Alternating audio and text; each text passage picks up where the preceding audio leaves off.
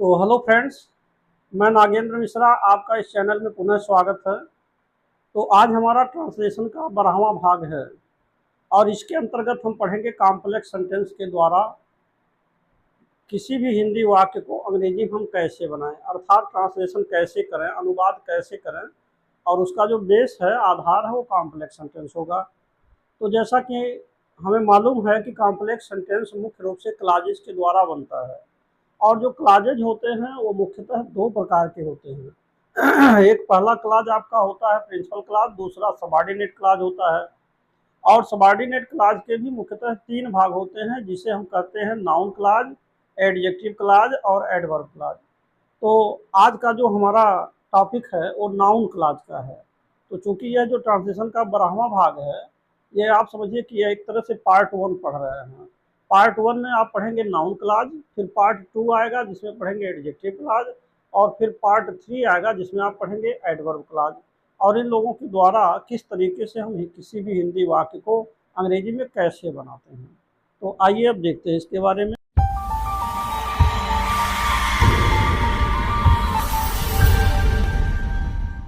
जैसा कि यहाँ लिखा हुआ है कि पहला पॉइंट आपका है नाउन क्लॉज के द्वारा। यहाँ नंबर 1 पॉइंट है कि नाउन क्लॉज के द्वारा कॉम्प्लेक्स सेंटेंस बनाना, ये हमारा मुख्य विषय है। तो इसमें बात यह है कि इसका निर्माण इंट्रोगेटिव प्रोनाउन, दो शब्द हैं, एक तो इंट्रोगेटिव प्रोनाउन है, दूसरा कंजंक्शन है, तथा कुछ कंजंक्शंस के द्वारा होता है। जबकि हिंदी में इसका अर्थ निकालने पर, जबकि हिंदी में इसका अर्थ हिंदी वर्ड का से उच्चारित होता है। बात यह है, अब यहाँ देखिए, जैसे नाउन क्लॉज अगर आपको बनाना है तो नाउन क्लॉज मुख्य रूप से दो तरह से बनेंगे। एक तो इंट्रोगेटिव प्रोनाउन के द्वारा पहला, और दूसरा आपका बनेगा कंजंक्शंस के द्वारा। कुछ कंजंक्शन भी इसमें प्रयोग किए जाते हैं। तो अब जैसे इंट्रोगेटिव प्रोनाउन क्या होते हैं, इंट्रोगेटिव प्रोनाउन जितने भी WH से शुरू होने वाले शब्द होते हैं उसे हम इंट्रोगेटिव प्रोनाउन कहते हैं, जैसा कि आप पार्ट्स ऑफ स्पीच वाले वीडियो में पढ़े होंगे। तो यहाँ पर जैसे व्हाट लिखा है, वेयर लिखा है, व्हाई लिखा है, हाउ लिखा है, व्हेन लिखा है, हु लिखा है, व्हिच लिखा है और whom लिखा है, ये सब WH से शुरू हो रहे हैं, या तो W से शुरू हैं या तो H से शुरू। जैसे हाउ है तो हाउ से शुरू हैं, यही इंट्रोगेटिव प्रोनाउन है। और अब इसका अगर हिंदी में हम अर्थ निकालेंगे तो हिंदी भाषा का जो अक्षर है या वर्ण है, जिसे हम क कहेंगे, तो क के अनुसार शुरू होगा। यानी कि व्हाट का मतलब कि क्या हो जाएगा, वेयर माने कि कहाँ हो जाएगा, व्हाई माने कि क्यों हो जाएगा, और हाउ माने कि कैसे होगा, व्हेन माने कि कब होगा, हु माने कि कौन होगा, व्हिच माने कि क्या होगा, हुम माने कि किसे होगा। अब देखिए, कुछ कंजंक्शन से भी हम इसका अर्थ हिंदी में जब निकालेंगे तो का से आएगा। जैसे दैट का मतलब केवल की होगा, इफ या वेदर का मतलब कि क्या होता है। तो यहाँ हम देख रहे हैं, जब नाउन क्लॉज बनाएंगे तो ये बात हमेशा याद रहे कि ये हिंदी भाषा के अक्षर का से उच्चारित होता है। कभी कभार ऐसी स्थिति बनती है कि जैसे जा से भी उच्चारित होता है, आगे हम उदाहरण में आपको समझाने वाले हैं। कभी कभी नहीं तो ज़्यादातर जनरली का से उच्चारित होगा ये। जैसे कि कहाँ, कि कौन, कि कब, कि कैसे, कि क्यों, केवल की भी आ सकता है, कि क्या। तो ये का से शुरू होगा, इसी का पहचान है कि नाउन क्लॉज है। हिंदी में जब भी अर्थ निकालेंगे तो क वर्ण से निकालेंगे, और अंग्रेजी में जब इसे लिखेंगे तो इन शब्दों का प्रयोग करेंगे, या तो इसमें से what, where, why, how, when लगाएंगे, अथवा दैट, इफ या वेदर लगाएंगे। अब एक बात और समझना, यहाँ देखिए लिखा नोट। जैसे इसका प्रयोग हम निम्न 5 प्रकार से करते हैं। जैसे पहला है सब्जेक्ट टू ए वर्ब, दूसरा ऑब्जेक्ट टू ए वर्ब, तीसरा ऑब्जेक्ट टू ए प्रीपोजिशन, चौथा है कॉम्प्लीमेंट टू ए वर्ब, और पांचवा है केस इन एपोजिशन। ये जो टर्म्स हैं, इन 5 चीज़ों का प्रयोग हमने आपको पहले भी बता दिया है। जो इन्फिनेटिव वाले वीडियोज हैं, अगर आप इन्फिनेटिव डिरेंड का वीडियो देखिए जो हमने ट्रांसलेशन से संबंधित बनाया है, तीसरा चौथा वीडियो आप पाएंगे, जिसमें आपको ये 5 तरह के प्रयोग कैसे होते हैं, सब्जेक्ट टू ए वर्ब कैसे होते हैं, ऑब्जेक्ट टू ए वर्ब कैसे होते हैं, ये सारे चीज़ों को आप डिटेल्स वहाँ पढ़ सकते हैं। जो ट्रांसलेशन के भाग 3 और 4 हैं, जहाँ पर इन्फिनेटिव और जिरेंड के बारे में बात की गई है, उस वाले वीडियो को आप देख सकते हैं।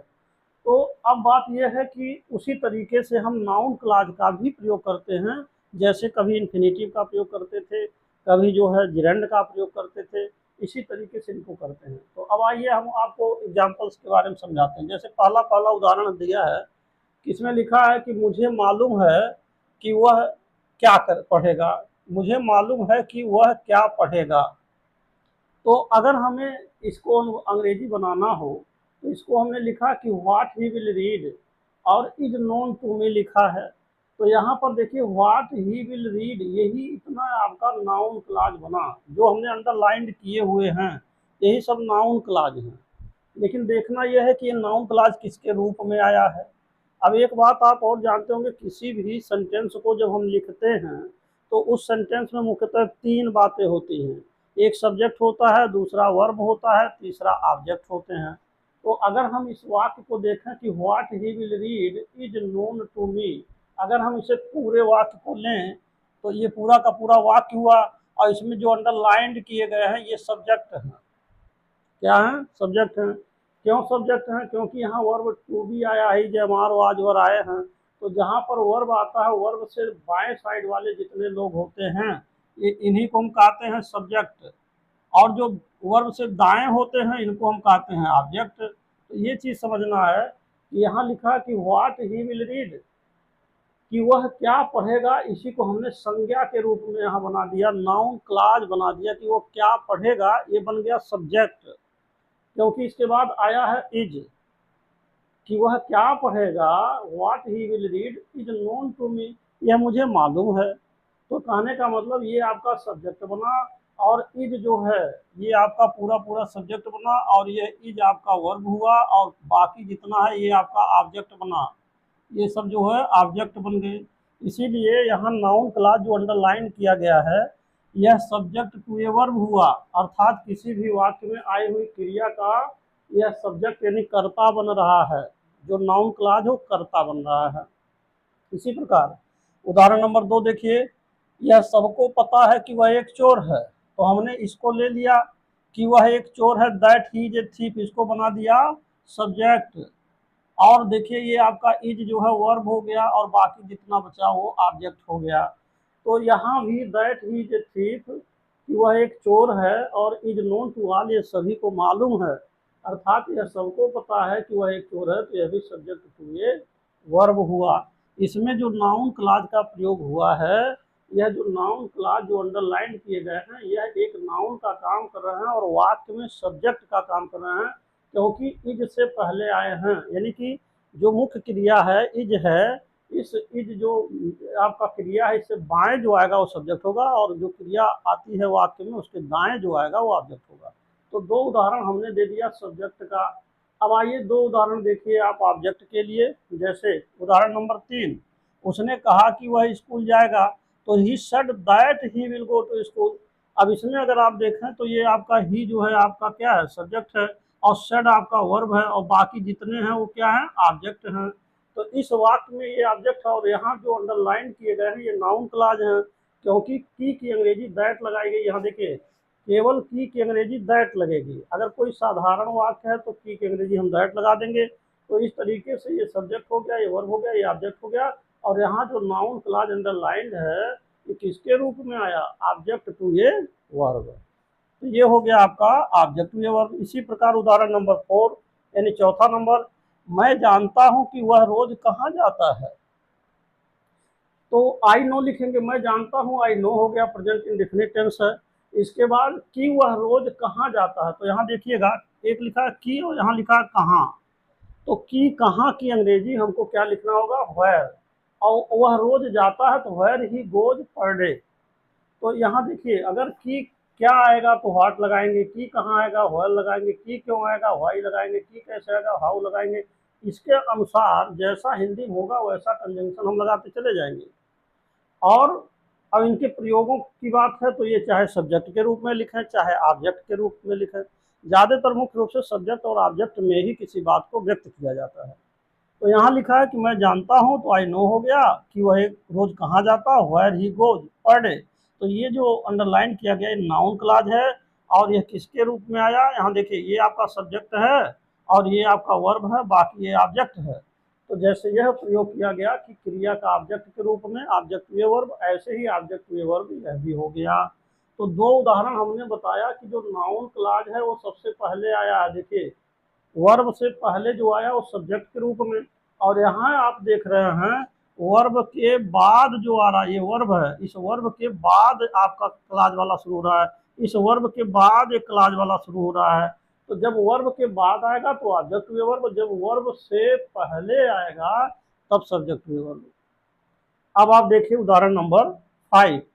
अब यहाँ कहा जा रहा है, यहाँ लिखा हुआ कि ऑब्जेक्ट टू ए प्रीपोजिशन, इसका क्या मतलब हुआ कि यहाँ पर देखिए लिखा कि जो कुछ आपके अध्यापक पढ़ाते हैं उस पर विश्वास कीजिए।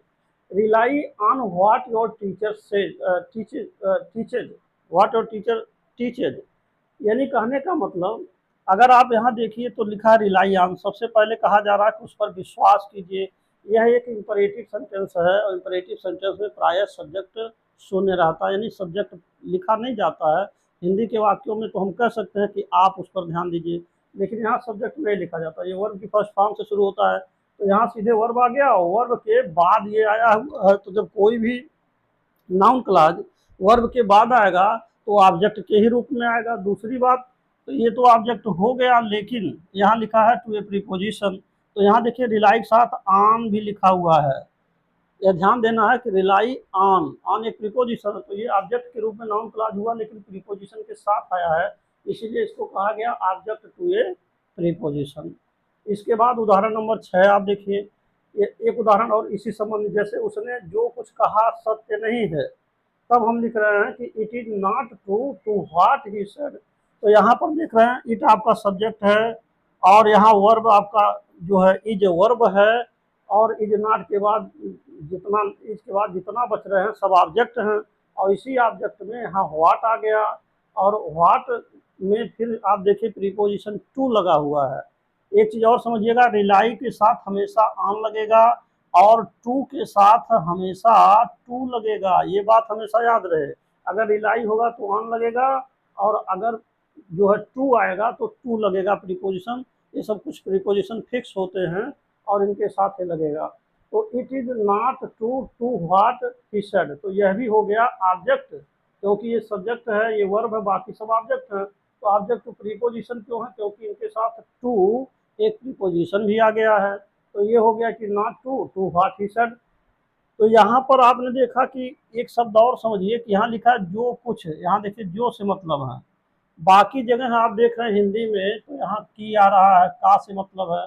यहाँ देखिए दूसरे उदाहरण में की आ रहा है, तीसरे एग्जाम्पल में आप देख रहे हैं की आ रहा है, चौथे में आपका की आ रहा है, और पांचवें में जब आप जा रहे हैं तो यहाँ जो कुछ आ रहा है। देखिए जो कुछ यहाँ भी आ रहा है और जो कुछ आपका यहाँ भी आ रहा है, जो कुछ। तो हमने जैसा कि बताया था कि यहाँ पर जो का है, का से तो ये सामान्य रूप से सभी जो एग्जाम्पल्स है वो ज़्यादातर जनरली का से, हिंदी भाषा के वर्ण का से उच्चारित होंगे।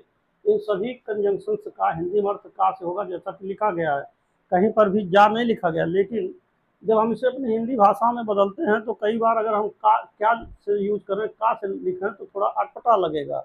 इसलिए हमने यहाँ जहाँ लिखा कि उसने जो कुछ कहा सत्य नहीं है, अब हम यह लिखें कि क्या उसने कहा है, तो ये थोड़ा सा अच्छा नहीं लगेगा, इसीलिए जो कुछ का प्रयोग किया गया। जो कुछ आपके अध्यापक पढ़ाते हैं, अब बात यह है कि आपके अध्यापक क्या पढ़ाते हैं, कि क्या है आपके अध्यापक पढ़ाते हैं, तो उसको हम लोग हिंदी में बोले जो कुछ। तो कभी कभार अपनी भाषा में चेंज करते हुए, बदलते हुए हम इसे हिंदी भाषा के अक्षर जा से उच्चारित कर लेते हैं, नहीं तो जनरली ज़्यादातर देखिए हर जगह का आया है। अब यहाँ मुझे मालूम है कि वह क्या पढ़ेगा, अगर आप लिख रहे हैं मुझे मालूम है कि वह जो पढ़ेगा तो ये गलत हो जाएगा। इसलिए ज़्यादातर ध्यान देना है कि ये हिंदी भाषा के अक्षर का से उच्चारित होगा, और जबकि कभी कभार जा से होता है, ये कोई बहुत बड़ी बात नहीं है। अगर आप का से लिख रहे हैं तो थोड़ा सा अटपटा लगता, बस इतनी सी बात है। तो हमने आपको ये समझाया कि सब्जेक्ट टू ए वर्ब कहाँ यूज होता, कैसे होता है, ऑब्जेक्ट टू ए वर्ब कैसे होता है, और फिर देखिए आपका आया है ऑब्जेक्ट टू ए प्रीपोजिशन कैसे यूज होता है। अब आपका बचा है कॉम्प्लीमेंट टू ए वर्ब और केस इन एपोजिशन, तो इनके उदाहरणों को अब हम आपको समझाएंगे। तो जैसा कि आप ये पढ़ चुके हैं कि सब्जेक्ट टू ए वर्ब क्या होता है और ऑब्जेक्ट टू ए वर्ब क्या होता है, और फिर आपका ऑब्जेक्ट टू प्रीपोजिशन क्या होता है, ये बात आप पढ़ चुके हैं। लेकिन ऑब्जेक्ट टू प्रीपोजिशन जैसे उदाहरण नंबर 6 को जो हम समझाए थे, इसमें एक लाइन यहाँ छूट गया था, पहले इसको आप समझ लीजिए। फिर हम आपको बताएंगे डी वाला जो कॉम्प्लीमेंट टू वर्ब है और केस इन एपोजिशन। जैसे छठवें में आपने पढ़ा था ये ऑब्जेक्ट टू ये प्रीपोजिशन है। एक उदाहरण यहाँ नीचे और लिखा हुआ है कि जैसे मैं नहीं जानता हूँ कि वह एक डॉक्टर है। तो यहाँ हमने जो लिखा है इसमें हमने प्रयोग किया है I do not know if या whether he is a doctor. तो मेरे कहने का मतलब ये था कि जैसे कंजंक्शन दैट का प्रयोग आपने सीख लिया है अब, और इसके बाद यहाँ की क्या के बारे में समझ लिया है, कि कहाँ के बारे में समझ लिया है, ऐसे तमाम तरह से उदाहरण आपने देखा। लेकिन इफ और वेदर का क्या मतलब है? अगर किसी भी हिंदी वाक्य में एक साथ अगर की और क्या एक साथ आ जाएंगे, तो अगर मान लीजिए कि क्या एक साथ है तो इफ या वेदर लगाएंगे।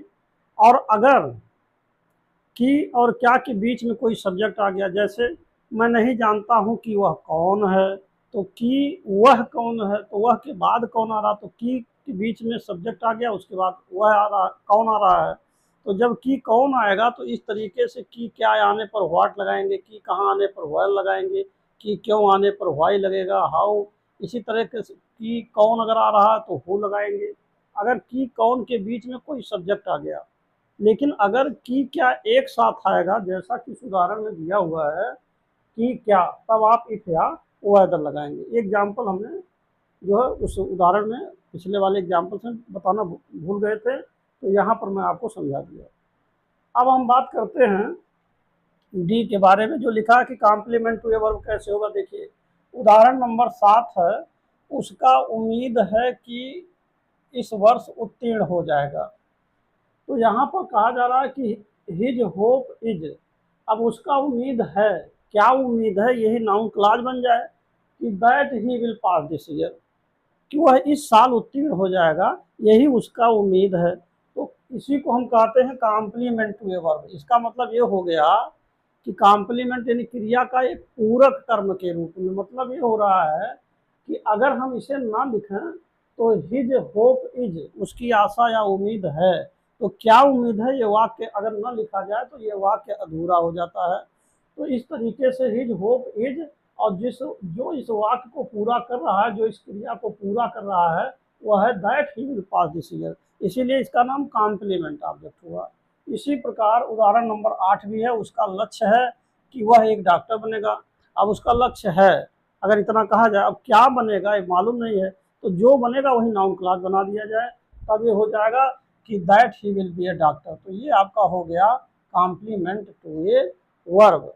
अब बात आती है 9वां एग्जाम्पल, यह समाचार कि वह आज आएगा और सत्य नहीं है, यह समाचार कि वह आज आएगा सत्य नहीं है। तो इसको हम किसके रूप में यूज करेंगे, केस इन एपोजिशन। मतलब जैसे लिखेंगे दिस न्यूज, यह समाचार, दिस न्यूज कामा लगाएंगे, फिर लिखेंगे that he will come today, यही आपका बन रहा है नाउन क्लॉज। यह समाचार, अब क्या समाचार है वही नाउन क्लॉज बन जाए, तो that he will come today कि वो आज आएगा, और आगे लिखा जा रहा सत्य नहीं है, इज नॉट ट्रू। तो इसी को कहा जाता है केस इन एपोजिशन। जैसा कि एपोजिशन का मतलब हम पिछले वीडियोज में बता चुके हैं कि एपोजिशन माने होता है साइड बाई साइड, यानी कि जब कोई भी नाउन क्लॉज एक मुख्य सब्जेक्ट के साथ में आ जाए और उसके पहले और बाद में कामा का यूज किया गया हो, उसी को हम कहते हैं एपोजिशन। एपोजिशन माने होता है बिल्कुल पास पास, और इसके बारे में हम पिछले वीडियोज में बिगनिंग्स के वीडियोज में ट्रांसलेशन में समझा चुके हैं। अगर आप चाहें तो उस ट्रांसलेशन के शुरुआती दौर में आप देख सकते हैं, जहाँ इन्फिनेटिव और जिरेंट के प्रयोग है वहाँ आप देख सकते हैं। अब आइए उदाहरण नंबर 10वां, उसकी आशाएं कि वह इसे कर लेगा और सत्य हैं, इसी तरीके से अभी है, तो हिज होप्स हो जाएगा, और दैट ही विल डू, यानी उसकी आशाएं। अब उसकी आशाएं क्या हैं, कि दैट ही विल डू, कि वह डू दिस, कि वह इसे कर लेगा, और इज ट्रू, वह सत्य है। तो इसी को हम कहते हैं केस इन एपोजिशन, इसी का नाम है केस इन एपोजिशन। तो अब मुझे आशा है कि आपको नाउन क्लॉज के द्वारा किसी भी हिंदी वाक्य को अंग्रेजी में हम कैसे बनाते हैं ये समझ में आ गया होगा। और बेसिकली अगर आप देखें तो इंट्रोगेटिव प्रोनाउन और कुछ कंजंक्शन की सहायता से ही हम नाउन क्लॉज को किसी भी हिंदी वाक्य को, जिसका हिंदी में जब उच्चारण करेंगे तो जैसा कि मैंने बताया था कि हिंदी में अगर आप उच्चारण करेंगे तो हिंदी वर्ण का से आएगा, कभी कभार जा से आएगा। तो जा को छोड़ दीजिए, ये गौड़ है। ज़्यादातर आपको समझना कि नाउन क्लॉज तभी बनेगा जब हिंदी भाषा के वर्ण का से आएगा। तो मुझे आशा है कि अब आपको ये बात समझ में आ गई होगी कि इंट्रोगेटिव प्रोनाउन और कंजंक्शन के द्वारा ही हम नाउन क्लॉज बनाते हैं। तो जिस तरह से हिंदी में कोई वाक्य अगर आता है जिसमें हिंदी वर्ण का से उच्चारित हो रहा है तो उसको हम जो कंजंक्शन डिमांड करेगा उसका यूज करते हुए हम इस प्रकार से अंग्रेजी में अनुवाद कर सकते हैं। तो अब अंत में मैं आपसे यही कहूँगा कि यदि आप मेरे चैनल पर पहली बार हैं तो कृपया मेरे चैनल को सब्सक्राइब अवश्य कर दें और बेल आइकन भी दबा दें, जिससे कि रोज़ाना जो हम वीडियोज़ बना रहे हैं, नए नए वीडियोज़ आ रहे हैं, इसका लाभ आप उठा सकें। And finally, thanks for watching this video.